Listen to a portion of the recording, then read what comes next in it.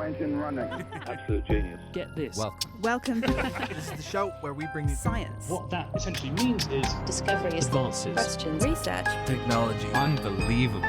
Without further ado, This is The Naked Scientists. Hello, welcome to the Naked Scientists podcast. This is the programme where we bring you the biggest breakthroughs and talk to the major movers and shakers in the worlds of science, technology and medicine. I'm Chris Smith. This week, the first in a two-part series on the hidden world of fungi, what we do and don't know about them, and how the fungal landscape is set to shift as our climate changes. From Cambridge University's Institute of Continuing Education, this is The Naked Scientists.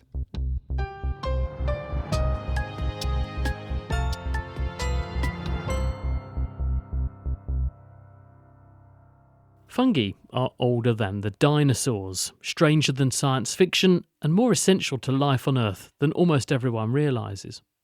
They first emerged over 1 billion years ago in the planet's oceans, and since then, they've literally taken over. From the depths of hot springs to the crust of salty lakes, and even the innards of burned-out nuclear reactors, fungi thrive in even the most extreme environments. Their spores hitch rides on every breeze, and their hidden networks outweigh all the animals on Earth. They enabled plants to first colonise the land, and yet, despite their power and presence, fungi are still one of the most mysterious kingdoms of life, and studied far less than our other plants and animals. And with that in mind, brought to you in partnership with the Wellcome Trust, we're embarking on a two-part series taking you on a journey into the strange, spectacular, and often overlooked world of fungi. To begin, here's Sumi Robson, who's Wellcome's Senior Research Manager.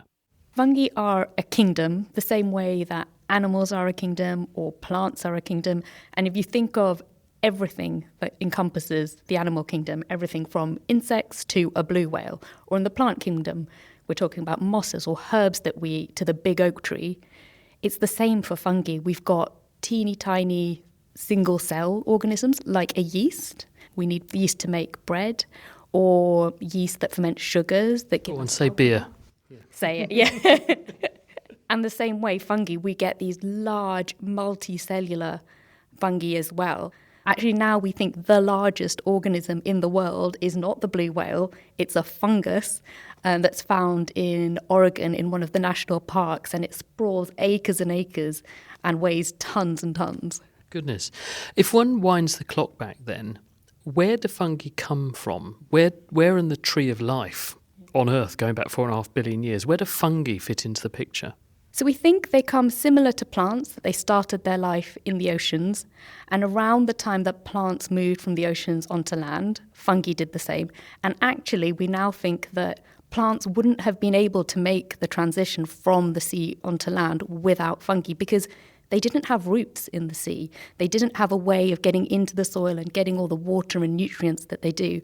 So what we think is that fungi and plants made that a sort of symbiotic mutual relationship that allowed plants to come onto Earth and colonize the Earth, which was a huge change for Earth. If you think of what the atmosphere was back then, really full of lots and lots of carbon dioxide.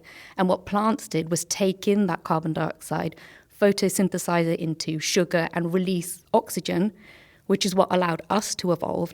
And all of that wouldn't have been possible without the fungus that the plant paired with. That relationship, that very tight-knit relationship between a fungus in the ground and a plant growing in the ground, that persists to this day though, doesn't it? Because fungi and plants have a really special relationship, a bit like the UK and American one we used to have, that means that one complements the other. Yeah, absolutely. Something like 90% of plants on Earth have this relationship, and we hope that it never breaks down like our relationship with the US, because if it does, I think the plants would really suffer, and that's something we're starting to really recognize in terms of more sustainable agriculture. So if you can get the right fungal species with the right crops, we can really enhance crop growth and reduce the need for pesticides and fungicides, which none of us really want on any of our foods. Because the fungi can do things the plants can't, and vice versa. So the plants, they're making sugar, which they trade for things the fungus can make or go and grab using those very extensive soil networks that you were talking about. Yeah, absolutely. So Plants are great at photosynthesizing. They get the carbon from carbon dioxide and make sugars, which the fungi can't actually make on their own. The same that we can't, we eat food. But what fungi are great at doing is decomposing. So they produce lots of enzymes out into the soil. They can break down rock and stone. They can even break down plastics. But what that does is release lots of minerals and nutrients, things that the plant can't get in any other way, things like phosphorus and nitrogen, and that really helps the plant. So they live in this kind of mutual relationship, which, to be fair, isn't always static. Changes in the environment means that sometimes the fungi benefits more and then sometimes the plant benefits more. But they kind of always settle back in a balance. Do we as animals have a similar close relationship with fungi that the plants do? Similar but different. Fungi are more similar to us than they are to plants in terms of this at the cellular level. So if we think of the molecules and the proteins, there's more similarities, which really has its advantages in that if we're trying to understand something about one of our proteins, it's quite tricky to do experiments or to meddle with our cells. But we can take a fungus cell and look at that similar protein and understand how it's working in the fungus and translate that to humans. Earlier in this conversation, you mentioned synthetic biology in the sense that I interrupted you and I said beer. I was very fond. I was just very thirsty and I was thinking it'd be quite nice to have a cold one, which we depend on them entirely for. But they also make massive contributions to the pharmaceutical industry and biotechnology in other ways. We can use them to make other stuff, can't we? So where would we be without fungi in that respect? I think medicines are probably the really key one where fungi have contributed to date. So because fungi live in an ecosystem, they're constantly at battle with other organisms, other bacteria and viruses, and they produce things in that battle. So penicillin, a classic antibiotics that we've all heard of, produced by a fungus trying to outcompete its bacteria in its environment. But also things like cyclosporin, which is used for transplant patients, all really key drugs that are produced by fungus. So it really contributed to human medicine over the years. But I think going forward, the potential for fungi is amazing. Partly because of their similarities to human, partly because of their capacity to store carbon and to degrade other matter. So I think in carbon capture to mitigate against climate change, for more sustainable agriculture where they're able to form those mutual relationships that we talked about, but really working to enhance those could help ensure food security for, the population where, again, climate change is affecting that more and more. So why does the Wellcome Trust regard this as a priority now? Why do you have the job that you do, which you're leading this kind of aspect of what the Trust is doing? Why is it now regarded as a priority? For me, I think it's three main things that I think make this the right time to be thinking a bit more about fungi. And it's partly to do with climate change, that we are seeing fungi adapt at an amazing rate to the changing climate, and that's something we need to get on top of. We don't really know that much about all the fungi that are out there. We think there's something like 4 million species out there, but we've only really described and found about 10% of them. But so much that we don't know. And because we've only found about 10% of them, we haven't really studied them that much. So compared to what we know about bacteria and viruses, we don't know as much about fungi, and yet they're so similar to us. So there may be a further 3.6 million fungal species to find and characterise, potentially. That is quite surprising, isn't it? Welcome Senior Research Manager Sumi Robson there. So to unlock the secrets of fungi, we need to uncover how many of them there really are and how their sometimes strange and powerful biologies and chemistries actually work. With that in mind, we sent Will Tingle to the world-famous Kew Gardens in London. Thank you, Chris. Now, as Sumi Robson just pointed out, there are potentially as many as 4 million species of fungi in the world, of which we've only described about 10%. That means there's a lot of catching up to do when it comes to categorising and understanding this particular kingdom of the tree of life. That's why I've come down to the world-famous Kew Gardens and its Fungarium to find out what that work entails. My name is Lee Davis. I'm the collections manager for the Fungarium, which means I'm a kind of glorified librarian of mushrooms. It's delightful to be at Kew Gardens Fungarium, such an illustrious building, and I guess for the audience at home, I'd describe it as the end of that one Indiana Jones film, The Warehouse But Full of Mushrooms. Is the Ark of the Covenant here anywhere? It is, but I can't tell you what it is because we keep that for ourselves. That's fair enough. We should probably stick to fungi then in that case. And I'm reading up that there's 1.2 million samples of fungi in this building. Is that true? We have 1.1 million specimens, we think. Species, we're not totally sure. It's probably something like 60, 70,000, maybe up to 100,000. Where are they found? Is there a sort of a particular biome or environment that they're happy with, or is it literally everywhere? Everywhere. I mean, fungi originated in the oceans along with everything else, so there are a whole gamut of species in the oceans that we know about, and there's probably hundreds of times as many again that we still haven't discovered. The vast majority of the fungi that we know and have described scientifically all come from terrestrial environments, but you can find new species in the weirdest of places. So I think, was it 2 or 3 years ago, someone described a new species of fungus found on an oil painting underneath someone's fingernail and on a plastic child's backpack, I think it was. So they are everywhere and anywhere at any given time. Some of my favourites are the entomopathogenic fungi, so the ones that parasitise and do horrible, horrible things to arthropods. So basically it's cordyceps fungus, the ones that infect them, manipulate the behaviour and eat all the insides out of their host before bursting out of their head. I really like those. But right next to us, we're next to the amanitas, and I think Amanita muscaria is one of my favourites. So that's the red one with the white dots that everyone knows. It's fun for all sorts of reasons. Ecologically, it's a mycorrhizal fungus, so it has this really unusual and interesting relationship with trees. It has a lot of places in human culture, from fairy tales. It's the one we all know from video games, but it's also a super hallucinogenic fungus. And humans have been eating it for thousands of years because it's hallucinogenic. And then some of the other amanitas are also horribly toxic, will kill you very slowly and painfully, but the toxins of that are really interesting from a pharmaceutical point of view because if we can apply them to cancer cells, they kill cancer cells preferentially. So amanitas are really interesting for lots of human interest stories. I was fortunate enough a few years ago to be up in Svalbard, and I caught a glimpse of the Global Seed Vault, which is the quite secretive but very interesting storage of so many plant specimens in case something goes really wrong in the rest of the planet. It can be held there. Is the idea here the same, or is it a more of a research oriented thing? So the collection that we have here in the Fungarium, this is dead and dried mushrooms. So the idea isn't about preserving them to grow them again.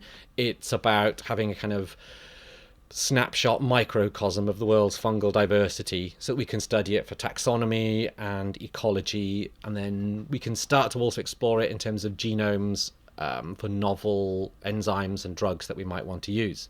Kew does have a kind of fungal seed bank. So down in Wakehurst on the Kew site there, we have the Millennium Seed Bank, which is a non-agricultural version of the Svalbard Seed Bank. I think the idea is to try and have seeds from every plant on Earth as a backup.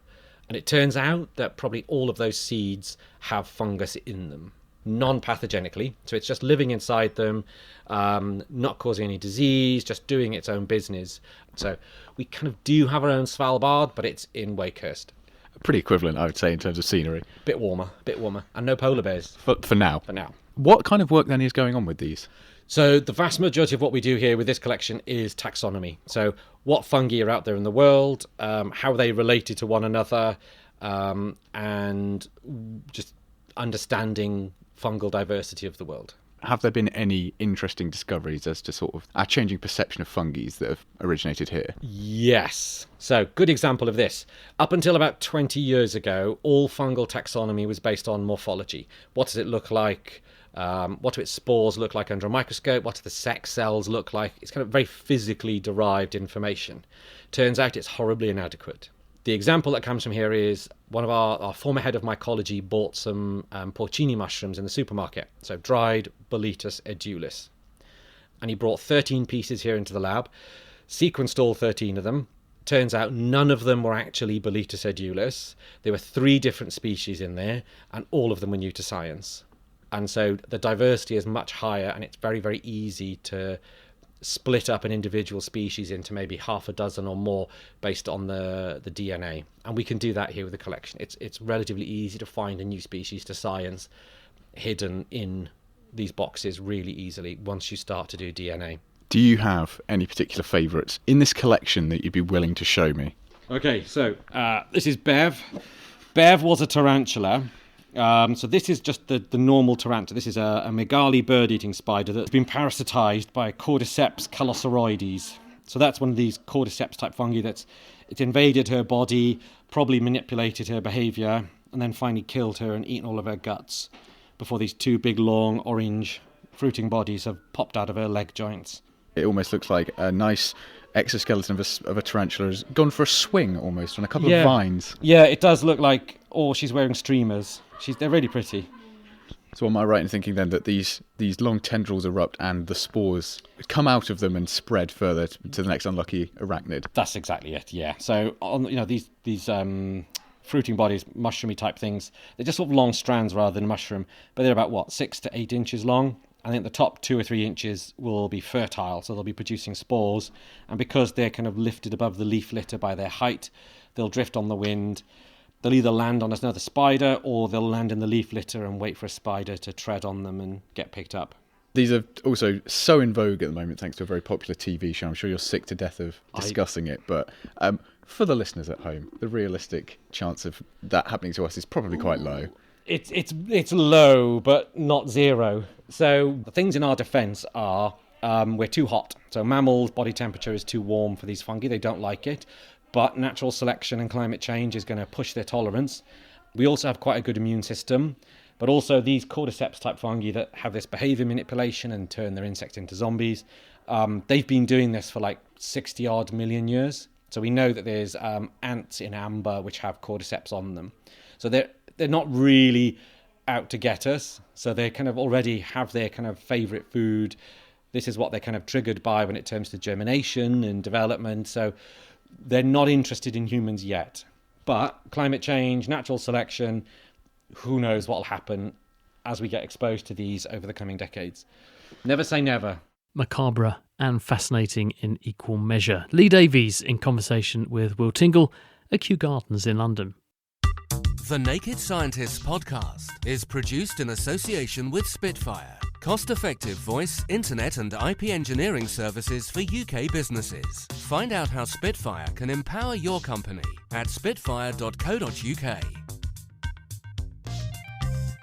Music in the programme is sponsored by Epidemic Sound, perfect music for audio and video productions. This is the Naked Scientists podcast with me, Chris Smith, and today we're delving into the mysterious world of fungi. As we've uncovered so far, fungi have been quietly thriving for millions of years, intricately woven into the fabric of life on Earth. They underpin ecosystems, support food webs, and drive the nutrient cycles that allow life to flourish. They've also often gone unnoticed, at least until recently. As Sumi said at the start of the show, fungi first evolved in the oceans and struck up an extremely beneficial relationship with plants that allowed the latter to go on to colonise the land by providing these formerly rootless organisms with a way to harvest nutrients from soil. So how has that relationship evolved ever since with both plants and animals? And what pivotal roles do fungi play in keeping our delicate planet ticking over? I've been speaking with Lynn Boddy, who's a microbial ecologist at the University of Cardiff. Fungi have evolved hand in hand with plants. A huge range of different mycorrhizal associations have evolved. Also, as more complicated plant life forms developed with more complicated building blocks, fungi evolved the enzymes required to break them down as decomposers. So there's this continuous hand-in-hand evolution. Fungi also interact with animals, and actually they're very important for many animals. They're an important food source, and I'm not just meaning their fruit bodies, but of course their mycelium. Many soil invertebrates feed on fungal mycelium because it's very nutritious. It's high in phosphorus and nitrogen, which is hard for organisms to obtain. And of course, many invertebrates don't produce the enzymes that they need to break down complicated substances. So many soil invertebrates feed on fungal hyphae either directly or indirectly by eating decaying material, which has got fungi in them that is doing the decaying. But also, some fungi and invertebrates have evolved successful mutualisms, somewhat similar, I suppose, to the mycorrhizal relationship in terms of obtaining food. One example would be termites. The higher termites in the group called the Macrotermitinae, they farm fungi in their nests. So when they establish a new nest, they have to go away and find an appropriate fungus, which they inoculate into their nests.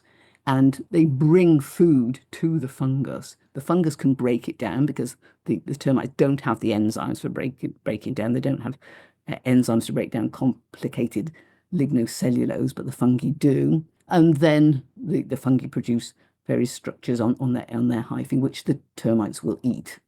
And so it's a win-win situation. The fungi are being fed and the termites are being fed by the fungus. And there are loads of these mutualistic relationships. It's not just invertebrates, in fact. There are important relationships between fungi and many animals, including mammals. We have fungi in our guts.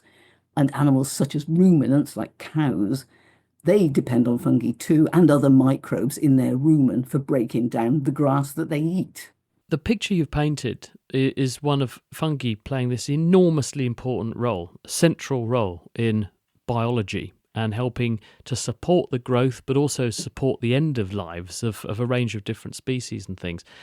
How vulnerable are fungi, though, to a change in the environment? Because one of the things that's changing very fast is the climate, and we anticipate big shifts in that direction in very short timescales, way shorter than evolution can normally keep up with.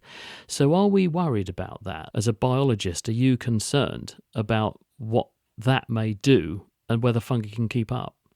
Climate change is certainly affecting fungi hugely in terms of their distribution, their activity, the timing of events in their life cycles. These are all changing. And we can see this actually when we look at large historical databases of records of when and where fungi were found fruiting. And a really obvious example is the autumn fruiting season, which is changing. As you know, in temperate parts of the world, most fungi tend to fruit in the autumn, some fruit in the spring as well. But what we found is that in the autumn fruiting season is on average starting earlier now and carrying on for much longer. So before about 1980 in southern England, the average fruiting season was about 33 days, and it's more than double that now. You might think, well, I'm not particularly interested in fungal fruit bodies, but I think this is really telling us something about the fungi. Not all fungi are behaving the same. Some species behave differently, obviously. So, for example, as a whole, the decomposers are tending to start fruiting earlier. So the mycorrhizal fungi that associate with trees are tending to start fruiting later in the year. And this is probably because trees, and indeed other plants, carry on photosynthesis for much longer than they used to. So the triggers for fruiting are coming later in the year than they used to. We've also found that the mycorrhizal fungi associated with conifer trees in England tend not to have changed very much, but those associated with deciduous trees have changed their fruiting time to later in the year. So climate change, their effects on fungi seem to be affecting different ecosystems differently. And what might be the consequences of that, Lynn? Because does that mean that even though one thing's changed because another has, there must be knock-on consequences? There are going to be a sort of domino effects through the ecosystem because of this, presumably. Now, actually, quite a good example might be another effect of climate change on fruiting, and that is that with many of the decomposer fungi, especially the wood decay fungi, a lot of them are now starting to fruit in the spring that never did before. And what that is telling us, I think, is that those fungi are now active in the winter when they probably weren't before, or at least they're more active in the winter, breaking down dead stuff to obtain nutrients, which allows them to make fruit bodies in the spring. So I think the implication is that there's more decay happening. Decay is happening faster. That's okay, provided that there's a balance in the system. In other words, that plants are photosynthesizing at a greater rate to make up for this more rapid decomposition of the dead materials. Now, if that's not happening, the system will no longer remain balanced. So if we have more decay than new material produced by photosynthesis, we will be finding that there's more carbon dioxide being emitted into the atmosphere. And of course, that will exacerbate the problem that we already have of global warming and global climate change. Lynn Boddy at Cardiff University there. As the COVID-19 pandemic demonstrated, any disruption to the delicate balance of nature has a ripple effect, inevitably reaching us in the process. While common fungal infections like ringworm and yeasts can be managed, more dangerous and virulent strains are lurking in the shadows. In 2020 alone, an estimated 1.7 million people died from fungal infections. And this is a reminder of the potential threat that fungi pose when left unchecked. With climate change accelerating and destined to reshape our planet dramatically, the big question remains: will we see more deadly fungal infections emerge, propelled by the changing environment? Well, I've been speaking to the University of Manchester's Norman van Rijn. Fungi are a vast kingdom of different species, so they really are all around us. They have their own niches, their little homes where they like to live. But obviously, when the world is changing, some places become hotter, some places become wetter or drier, and the fungi will adapt to that accordingly. So they will move into new spaces, they will evolve. And that's what we're likely going to see in the future. What are you most worried about in that respect? When one considers these sorts of changes in the future, there must be some things that you use as your poster child for this happening, but also things that you say, this is a really big concern if this happens. Well, we do a bit of research on a yeast called Candida auris. So we didn't know it before 2009, but since then it is spread across the world and it can cause these life-threatening infections and outbreaks that we've really not seen before. And we think this is the first example of a fungal species that came to be because of climate change. It's a new species. It's evolved with climate change and now is causing these infections. So my fear is that something like this will happen again, or even worse. We get a fungus that can infect everyone. Luckily, so far, we tend to not see that. So Candida auris infects people that are already in intensive care, but they are really hard to treat. So yeah, a lot of worries over the next 50 years or so. What's the mechanism then? Because you're saying that is really the first documented example of a climate change driven emergence. Why and how? We have only a few published cases of where this yeast can be found in the environment, but we've not really pinpointed it as a field. So that's what we're trying to do. And then the next thing is what we're trying to do is what are its traits that it's evolved and why can it infect? There are some indications. So it forms these great biofilms that stick to surfaces and can stay there for long periods of time. It can withstand high temperatures, so higher than body temperatures. It can cope with stress really well. It grows rapidly. So these are the things we're looking at, but so far we've not pinpointed this like one particular niche or factor that is driving these infections. Have you pinpointed any areas of the world that are likely to be particularly challenged or challenging in this respect, though? Because we know there are going to be some areas where climate change impacts are greatest, either because the human impact is greatest, the environmental world impact is greatest, or both. So are there some hotspots that are likely, therefore, to translate into big changes in what fungi do? I think, unfortunately, every part of the world is going to be affected in a different way, and there will be fungi that sort of take that opportunity. I think we already see that fungal infections are a really big problem on the African continent, where we have lots of people still with tuberculosis or HIV, and these are risk factors for severe fungal infections. And because the antifungals that work relatively well are expensive or not even available in those countries, that is where we see the highest rates of death. So I think if I have to focus on one particular area, it's going to be that. But we're going to get other problems in Europe and North America as we see more people going into intensive care or being severely immunocompromised. These fungi are great opportunists that if they see a way to sort of eat you as organic matter, they will. Pleasant thought. And in terms of the threat that this poses to the environment, because when you've got an infection that's in humans, it's easier to control because you can control what humans do and you can medicate humans and so on. But when it's an environmental threat and it's got the whole of nature to play with, it's much, much harder, presumably. It really is. So thinking about things that, in fact, animals is really difficult to treat. So there was a fungal infection which was rampant across amphibians, and we saw rapid decline in these animals.